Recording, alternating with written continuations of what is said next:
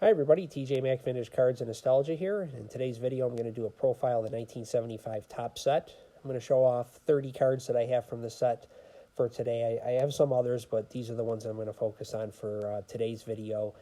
And this is one of my favorite sets of the 70s. My favorite set is the 71 tops, but I would say this one might be after that. I just enjoy the wide-ranging palette of colors that they used that are nicely illustrated on these three cards right here, the Harmon Killebrew, Hank Aaron, and Frank Robinson. You can just see the reds and the yellows, browns, orange, purples, and pinks. And then on the top here you have the team name, and it's got the block letters, and it's got the black shadowing underneath it, so it looks like the letters are coming right out at you, which is just a really nice design. You have the baseball down in the corner with the position designations. What's interesting here is all three of these players were DHs at this point of their career. And just to flip around the back here, you can see it's printed on a gray stock. It's got the different shades of pink here in the upper corner, the darker pink showing the vital statistics of the player. It's got a little cartoon there on the right, and then you can see in the case of a player like Harmon Killebrew, he's got an extensive career record there that is shown. And it's got the number of the card right here. And just a pretty basic back for the time. I do like the touches of color with the pink there on the back. And it's one that really stands out. If you had a lineup of card backs, those of us who know this issue would be able to pick that one out right away, just because of the touches of color here on the back. Now, the 75 top set was issued in one series of 660 cards. And Topps ceased doing different series for baseball in 1973 was the last year they did it, and 74 was the first set where they issued all the cards in just one series for the whole season. And then 75, of course, was the second year that they have done that. And I'm just going to go through some of the things from 1975. The top movie that year was Jaws, which was released on June 20th. So that, I'm sure, created quite the summer of excitement for moviegoers and also beachgoers. I didn't see the movie until probably around 1979 or 1980. And I remember when it came out on television, it was like a major event, something like the Super Bowl, because that's how we watched TV back then, is just through the Sunday night movies when they would come on, unless you had cable. And that was just such a big deal when that movie came out. I remember my parents let me stay up later to watch it. And it was quite scary for the time. I don't know if it's quite as scary to kids today, but it was back then for me anyway. And that movie grossed $260 million at the box office, which was about 2.5 times higher than the second place movie that year, which won the Academy Award, One Flew Over the Cuckoo's Nest. The number one song that year, again, sign of the times, as I say in some of these videos, was Love Will Keep Us Together by the Captain and Tennille. And the second song was Rhinestone Cowboy by Glenn Campbell. So it shows you the times back then. A gallon of gas would cost you 57 cents, and a gallon of milk was $1.57. So now I'm going to show off some of the magazine covers showing some of the different events from 1975. Here's the May 12th, 1975 cover of Sports Illustrated, showing Foolish Pleasure winning the Kentucky Derby, which I think is a really cool-looking cover. I love the perspective here on the photo. And this is a newsstand issue. There's no label on this. These are from my father-in-law's collection. The labels were not removed. So these are, as Picker Jim S., I'm going to put a link to his video, did an excellent video on magazines, especially Sports Illustrated, just talking about how rare the newsstand issues are compared to the ones that came through subscription. So this is just a really nice cover from that season, 1975. This is the February 1975 issue of Sport Magazine with Muhammad Ali on the cover. He was the Performer of the Year. That would have been for 1974. There you see him in his trademark white boxing shorts with the black stripe and then the black band with the Everlast printed there on the front. Just a wonderful image of him. I believe he's fighting George Foreman there, it looks like. So the April 21st, 1975 issue of Sports Illustrated with Jack Nicklaus on the cover, winning his fifth Masters. Again, another newsstand issue. These magazines are in very nice shape for the time period. Love this cover of Sport Magazine from July 1975 with Bobby Bonds wearing the red, white, and blue hat. Just a really cool cover here, and he's in front of it, looks like on a stage here. And Bobby Bonds was 30-30 for that year, 30 home runs, 30 stolen bases. And then the next season in 76, he went to the Angels, and the Yankees acquired one of the players in the trade was Mickey Rivers, who certainly was a big piece for those two World Series teams in 77 and 78. Just do love this cover, though. It's a Sport Magazine from August of 1975 with Billy Martin on the cover. Really cool how you have the O of sport there, and the T is popping out on his hat. And Martin coached the Rangers in 1974 and 1975. He turned them around in the 74 season. They were a pretty terrible team in 73. They won over 80 games. They were favored to win the West Division in 1975, but the Oakland A's ended up winning it. Rangers did not live up to expectations. Martin was fired midway through the season, and then 2 weeks later, he ends up with the New York Yankees.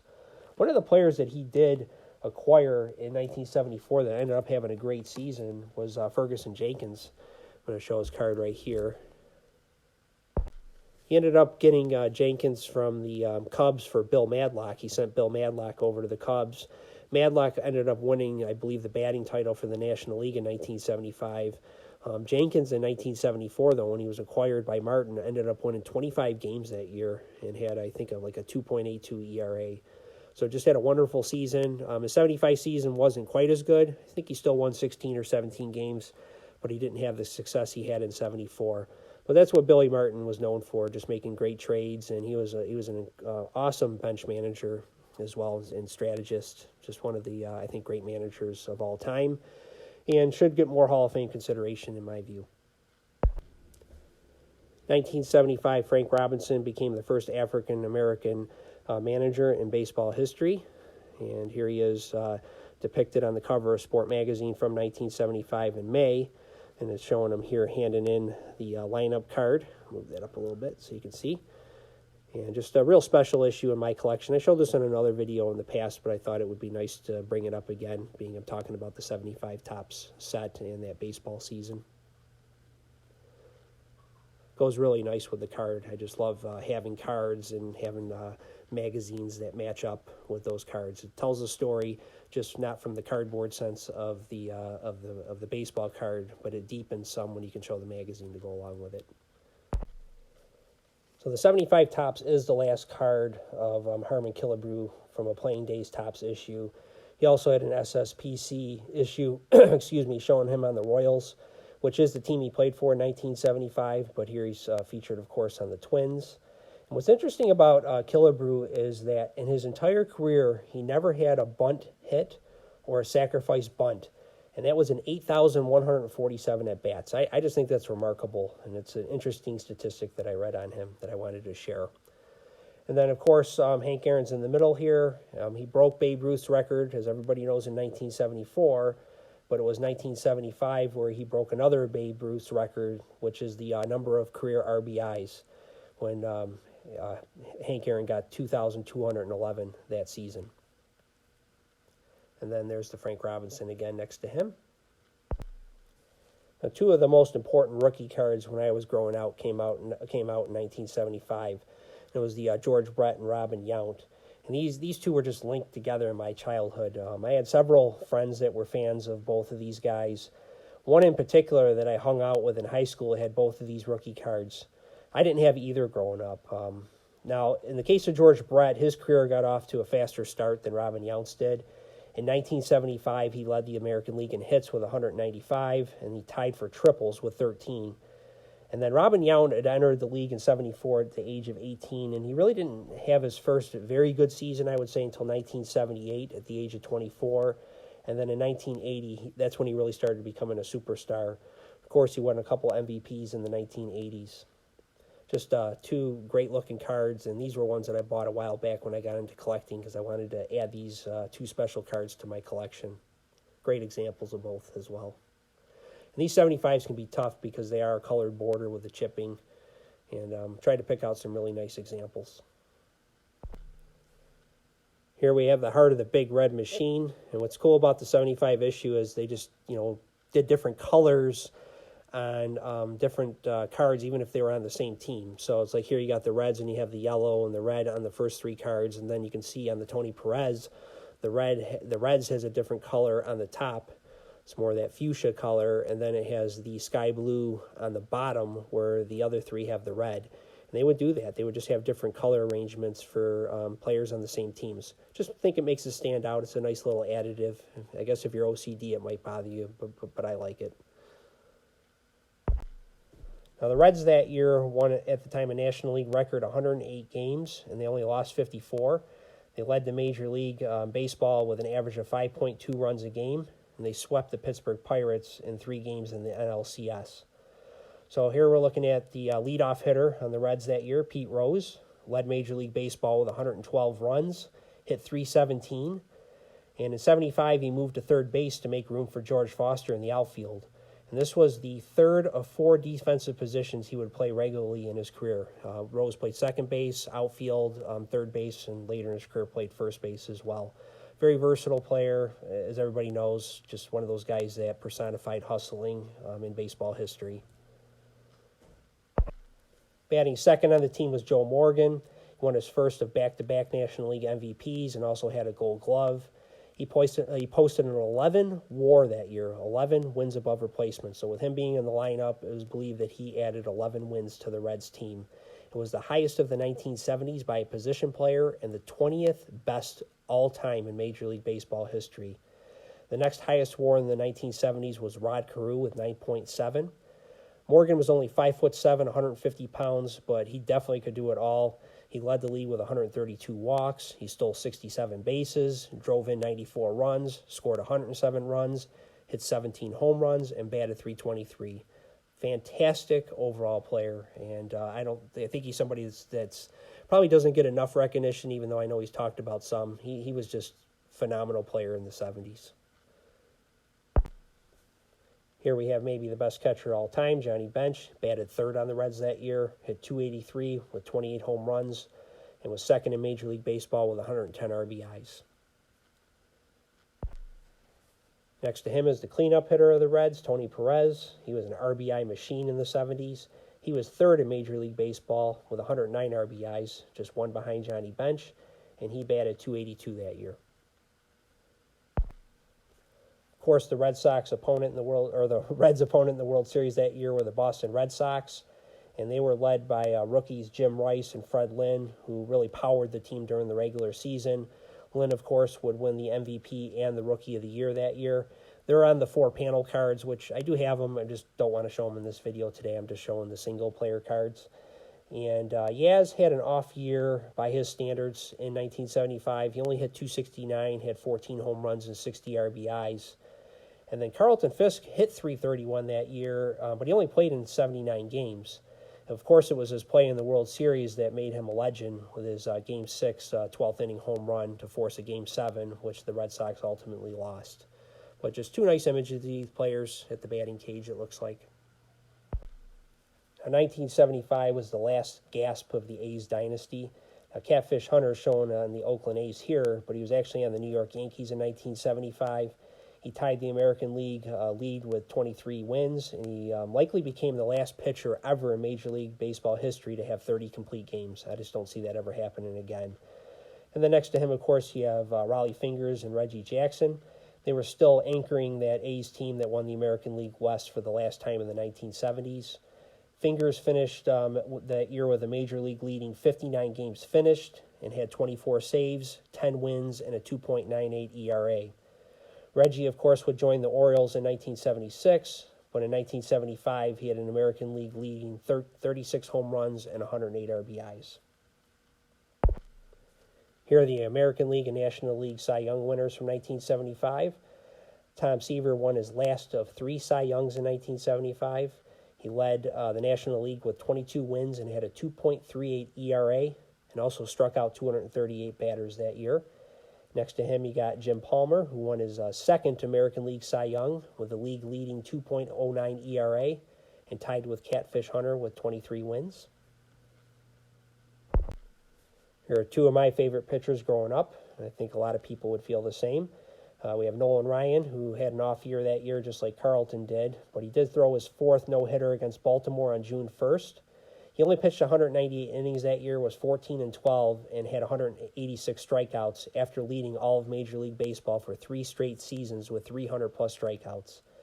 And then Carlton had a 15-14 record and a mid-3 ERA that year, so not his best year either. 2 great-looking cards, though. These are probably 2 of my favorites in the set. 1975 was much of the same for Rod Carew. He won his 4th straight batting title and 5th overall with a Major League leading .359 batting average. Next to him, of course, is third-year card of Mike Schmidt.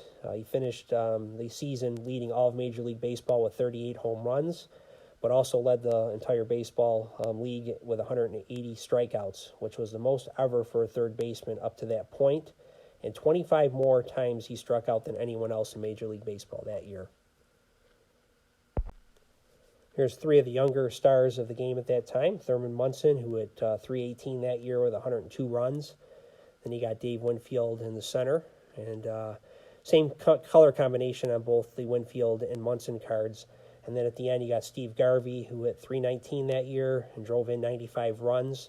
He also had his second of a career of 6 200-plus hit seasons. So he had 6 200-plus hit seasons in his career. Just an incredible hitter. Here are 3 guys getting towards the later part of their careers. Willie Stargell helped lead the Pirates to the NL East championship or title with a .295 batting average, 22 home runs, and 90 RBIs. They were swept by the Reds, as I mentioned earlier. And then you got Dick Allen just sporting the great mutton chops there and just that vintage White Sox uniform with that shiny red helmet. Just love that card, playing first base with a helmet on. Awesome stuff. And then you got Lou Brock, who still was a good base stealer at that time, was coming off a 100-plus stolen base season in 1974. And in 1975, you still had some stars from the 50s that came into the league, still around, and Brooks Robinson, Willie McCovey, and Bob Gibson. They came in the league in the 1950s. They mainly started in the 1960s into the 70s. And Gibson, this is his last Topps card. He was 3-10 in 1975 with an over 5 ERA, so that was his last year. Of course, Willie McCovey would have a few more cards, and then Brooks Robinson as well had cards through 1977. I just thought I would show these because you did have some nice veterans that played all the way back into the 1950s, still in the league at that time. Here's a shot of all the cards in the case.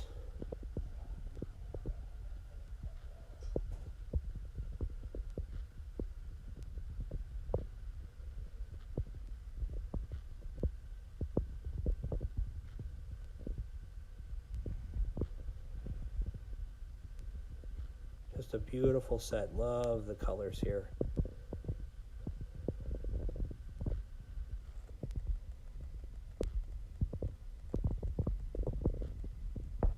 And just a shot from above.